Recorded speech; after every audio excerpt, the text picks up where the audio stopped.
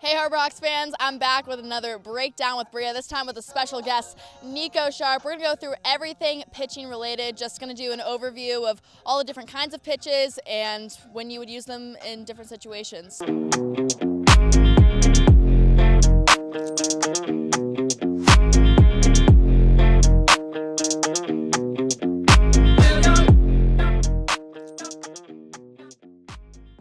We're going to start it out easy with the first pitch that most young players learn, the four-seam fastball. All right, let's do it. So basically, four seam, you want to see these four spins right here, these four seams.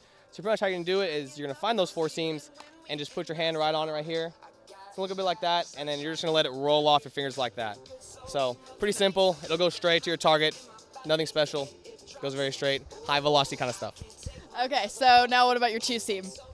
Two-seam, so that's your four-seam right there, but you're just going to spin it so you see the horseshoe, and it'll have that kind of spin. And so pretty much what I did as a lefty, I'd find it on this side right there and really put a lot of pressure on my pointer finger and really just push off it right there, gets that spin, and then just the grip itself will make the movement happen. So kind of what you're saying is a four-seam is going to go from point A to point B, and a two-seam maybe A and then cut off to B a little bit. Yeah, no doubt. So it's just going to have a little bit of arm side run, but have a lot of velo behind it. And so especially with those higher velo guys, that pitch will have really hard, sharp movement right there. So going more some high velocity pitches, what about a sinker? A sinker, kind of the same idea, and so I didn't mention sinker earlier. So it kind of has a two-seam spin, but it just kind of dies down as well. So it's like a hard, for someone who doesn't know what a sinker is, it's like a hard changeup, right? So it's going to have a hard tilt, hard downward tilt, threw a little bit with horn a little bit earlier, and his sinker is just very firm. It's just looks like a fastball and then just dies low. Really hard for hitters to get their barrel under it with that hard tilt going downwards. Okay, and then what about a cutter? Cutter, same thing. There's kind of two different ways I've seen it. I know the greatest of all time cutter, Mariano Rivera, he had a four-seam grip and then just kind of came across a little bit there and threw it like that. And I've seen other people use the horseshoe grip and just how a two-seam will be on this side. They just switch sides here and use their middle finger to push across and have it push across the zone like that. Okay, and then let's talk about some off-speed pitches. Let's just start out with the curveball.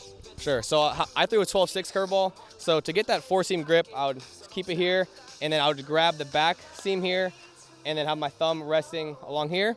And then I would just really focus on ripping through it.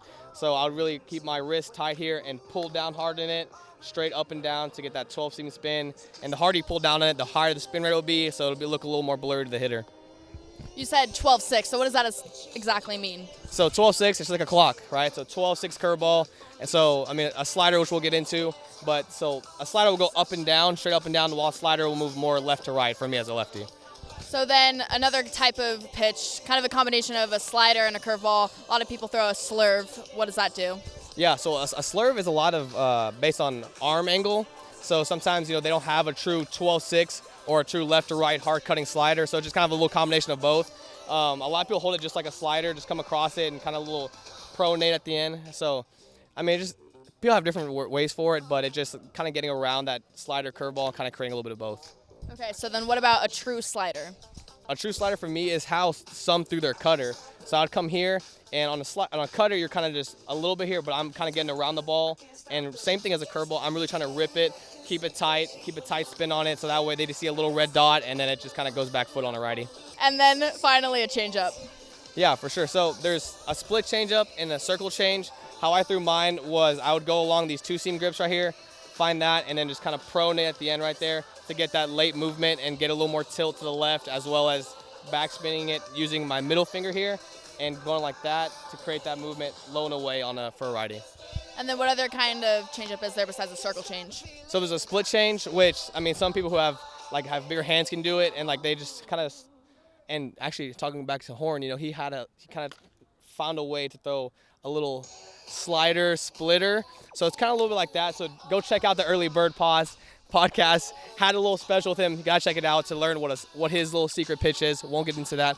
But yeah, basically just kind of splitting a little bit, and it creates more of that straight up and down changeup where it's kind of more of just a straight downward tilt. Where with my changeup, mine kind of had a low and away, slower sinker kind of movement.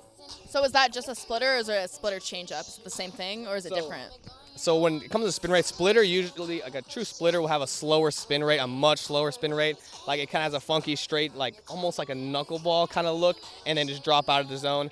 While a splitter changeup is a pretty higher spin rate pitch, and it kind of just drops out of the zone late. All right, guys, it's time to flip the roles here a little bit. So I'm gonna be taking over, and we're gonna kind of quiz Brea here a little bit and see if she can apply what we just learned into her own style. First off, we're going to start off with the easiest pitch and just the most straightforward pitch that everyone needs to learn how to throw, which is your four-seam fastball. So please, Brea, please demonstrate a four-seam fastball for us. Okay, I'm more confident about this one. So Nico told me that I'm supposed to find the horseshoe and then flip it like that. Like that, right? Yeah. Yeah. Yeah, there you go. Because then when it comes out of my hand, I'll see all four seams.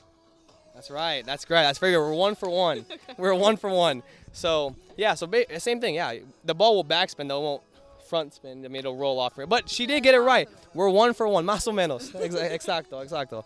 So, yeah, so that's your four-seam right there. So now let's try to translate to another fastball, which will be your two-seam fastball. So let's see what a two-seam fastball looks like. Okay, so since I'm a righty, I want it on this side. Like that. Yeah, so show the camera. Let's see what we got going here. Your hands more together. But you said that you, like, put them further apart. So, right? Yeah, so either way is correct. So I personally hold it together, and so pretty much you should put pressure on the, and the only thing that I would have to correct on that one is just going more on top of the ball. So go a little higher up there and hold it from there. Okay. Yeah. Okay. So, but no, that's exactly right. So find that horseshoe right there. For a righty, lefty's going to be different. I personally, since I'm a lefty, I'll find the right side of the ball. But that's exactly right.